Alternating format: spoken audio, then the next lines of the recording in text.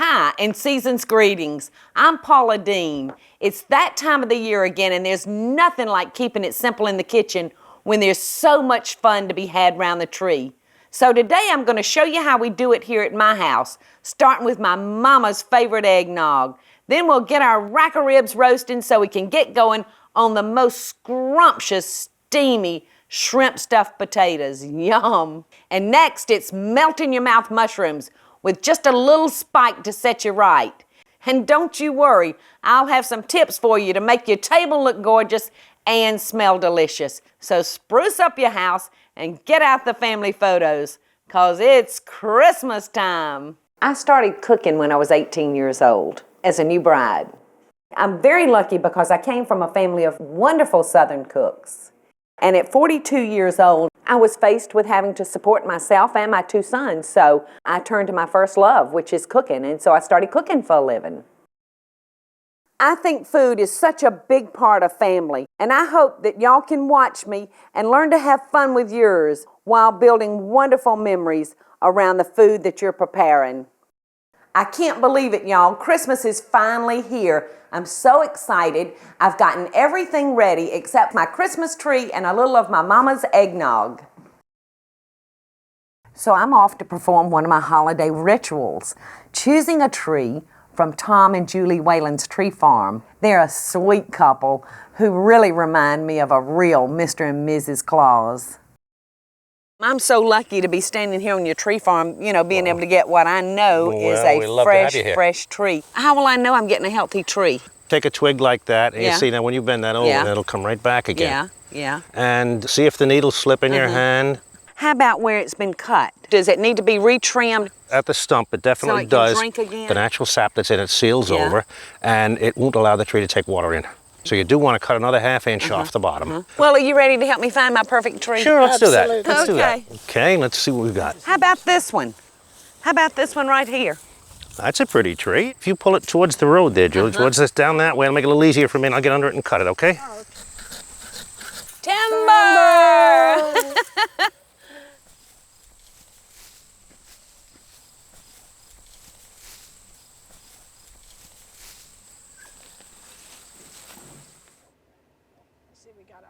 Tom and Julie, thank y'all so much.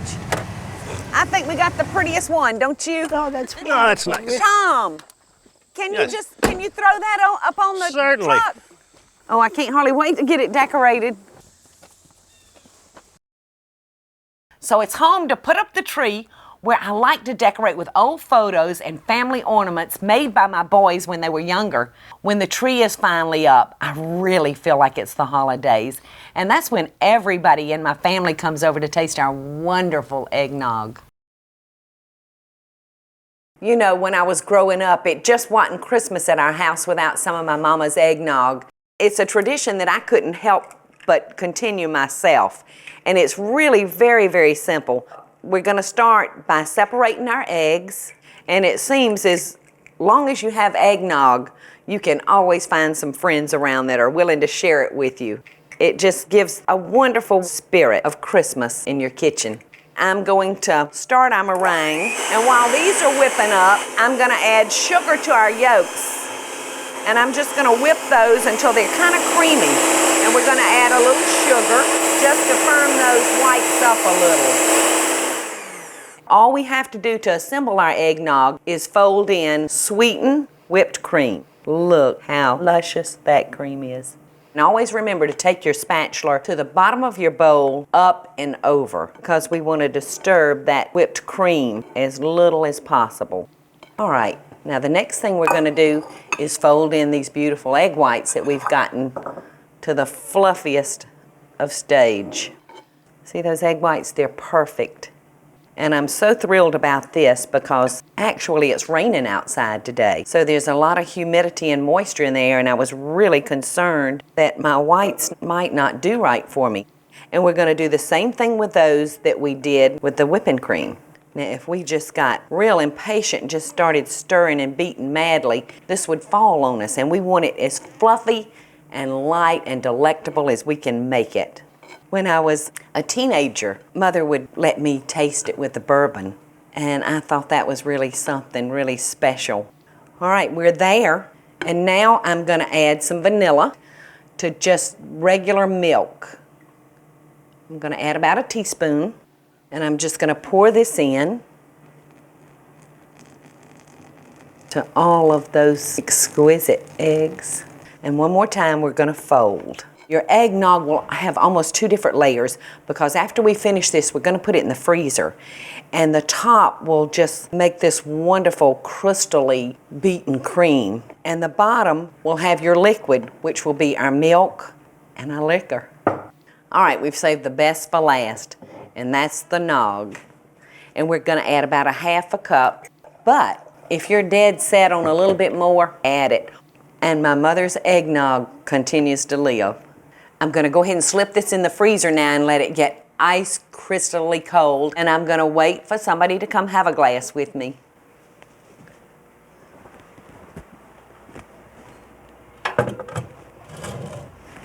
Oh, it's beautiful, y'all.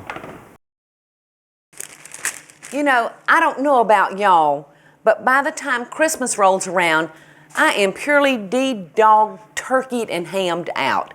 Well, I'm just starving for a piece of succulent beef by the time Christmas gets here.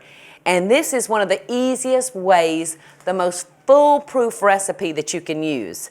We're gonna start with a 6-pound standing rib roast bone in, because actually this is my favorite part. I love gnawing around these wonderfully moist, fatty bones.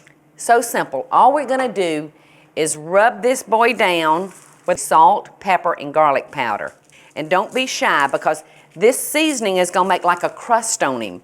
Now you can be creative when you're doing this roast, and you can actually use whatever you want to on it. We could actually make slits in him and put in some fresh garlic if you like, or stick in some fresh herbs.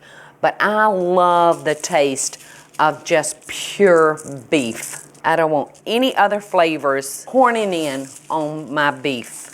I just associate rib roast with Christmas, and I've been cooking them for years. But when I was first married, we were doing good to buy hamburger meat. This is a little bit on the pricey side, but thank goodness now I can actually afford me a good standing rib. So we've got him all ready, and all we're gonna do is put him on a pan with a rack. We're gonna put him in a 375-degree oven, let him cook for 1 hour, and then I'm gonna shut off the temperature and let him rest probably for about 3 hours. An hour before I need him, I'm gonna turn the oven back on to 375, let him cook for about 45 minutes, take him out of the oven, let him sit up on the counter and rest for 10 minutes, and then we're ready to eat the most wonderful, scrumptious prime rib roast you have ever wrapped your lips around. I'm gonna find a little hidden spot to cut off because I've got to taste it. I got to make sure it's good enough for the family, don't I?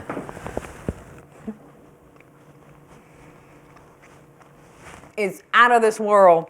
Well, my family and friends are going to be getting here in a few minutes, but before they get here, I just want to sample the eggnog. You know, I always like to make sure everything's just perfect for them. And it should be nice and icy and frothy and cold, and I think it is. We can see the sweet milk and the bourbon just kind of floating around in the bottom. See that wonderful whipping cream that's almost to the frozen state. And I'm gonna just pour me just a little to make sure it's good enough for my family and friends. And I got a feeling I'm fixing to have me a mustache in about a half a second.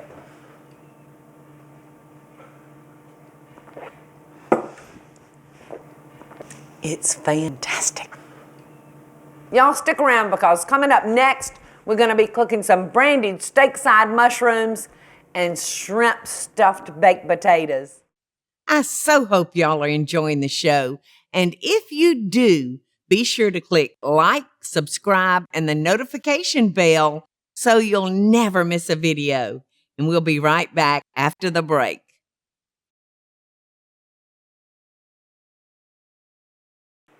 I'm so excited. We're moving on to probably my #1 most favorite food in the world, which is a potato.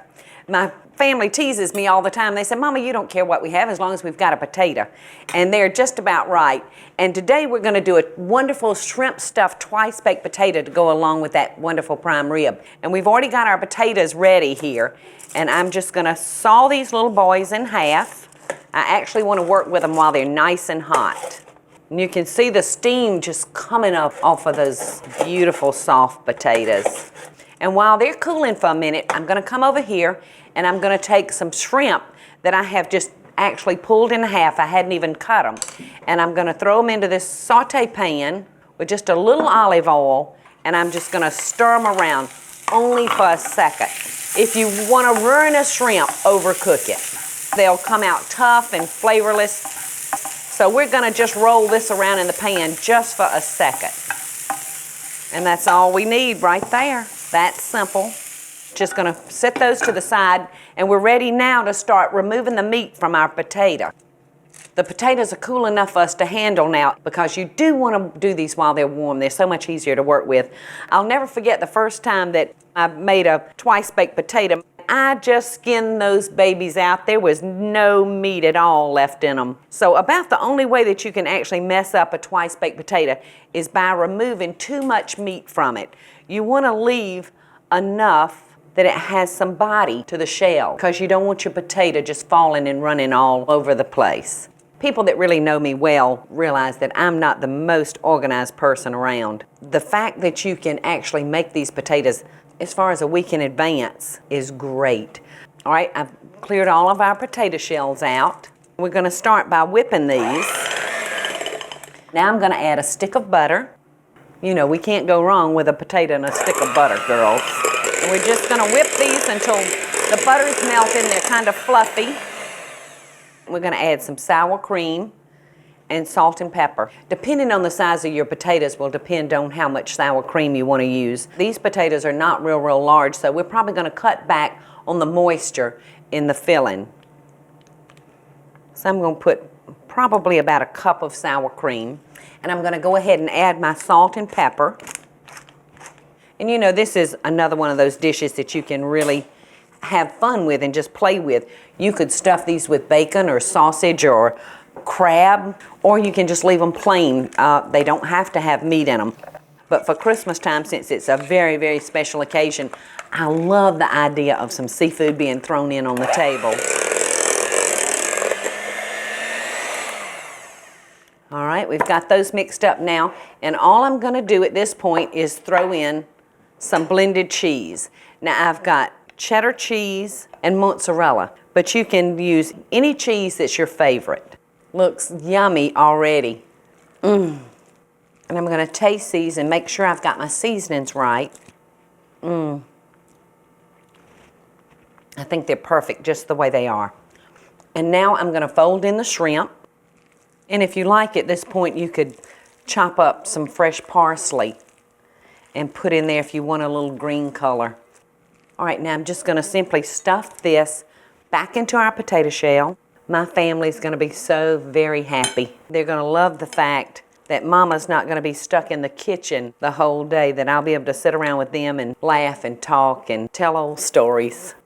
We could have actually used cream cheese in place of sour cream, but you know, I just love potatoes and sour cream together. And look at this, our potatoes have turned out perfect. As you can see now, those 6 potatoes yielded us 12 servings. But before these little delicacies go in the oven, I'm going to sprinkle them with a little paprika, just for color. You could actually just let them go like this, and when you pull them out of the oven, sprinkle them with a little fresh parsley then. But I'm going to go ahead and stick these in, let them get good and hot. The insides are hot. We'll pull them out of the oven, sprinkle a little cheese on top, and they're ready to eat. How delicious does that look? As y'all can see, I didn't remove too much meat, leaving a nice shell to hold the whipped potatoes and shrimp. You'll want to do this with a little care because they're very hot. And when we come back, I'm going to show you the last dish to complete this heavenly meal. I hope y'all are enjoying the show, and I want to hear from you. Tell me what recipes or videos you'd like to see me make by just leaving a short comment below. Now, let's get back to the show, y'all. I've got everything ready now, and I'm going to pull our Christmas meal together by taking some plain button mushrooms. Now, if you like shiitake or oyster, whatever, but I find that these little button mushrooms work very, very nicely, and everybody loves them. I'm going to start with a stick of butter, and I'm just going to toss our mushrooms into the pan, give them a stir. We don't want to burn our butter. And then I'm going to take a crazy salt and just sprinkle a little of that on them. And we're just going to keep stirring them around in that wonderful sweet butter until they've soaked almost all of it up. This dish is only going to take us just a few minutes. As I said, everything else is ready. Okay, we're going to move on now. I've got another pot. Since my family is such big mushroom lovers, I've got 2 pots going here. These mushrooms I've had back here simmering for about 8 or 10 minutes, and they're ready to be liquored up. But first, before we liquor them, we're going to put just a little Worcestershire sauce, maybe about 1/4 of a cup.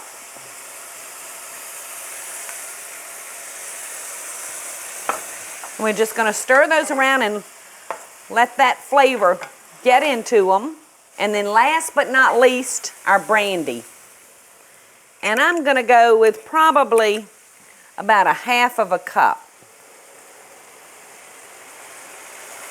Oh, the aroma is unbelievable.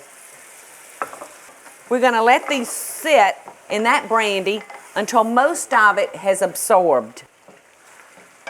Our mushrooms are all ready now, and when we come back, I want to show you how I put together a fresh apple tree for the centerpiece of my table, and I want to share with you some of my most treasured Christmas ornaments.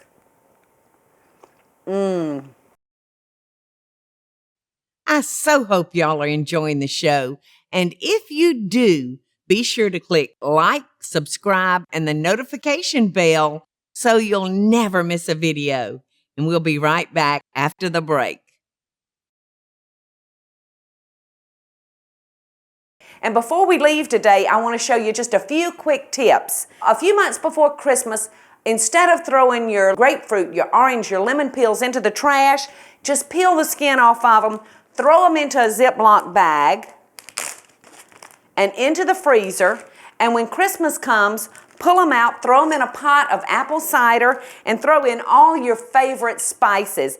And I throw in cinnamon, I throw in cloves, I throw in nutmeg, just all of my favorite aromas. And set that on the back of your stove on low heat and just let it simmer away.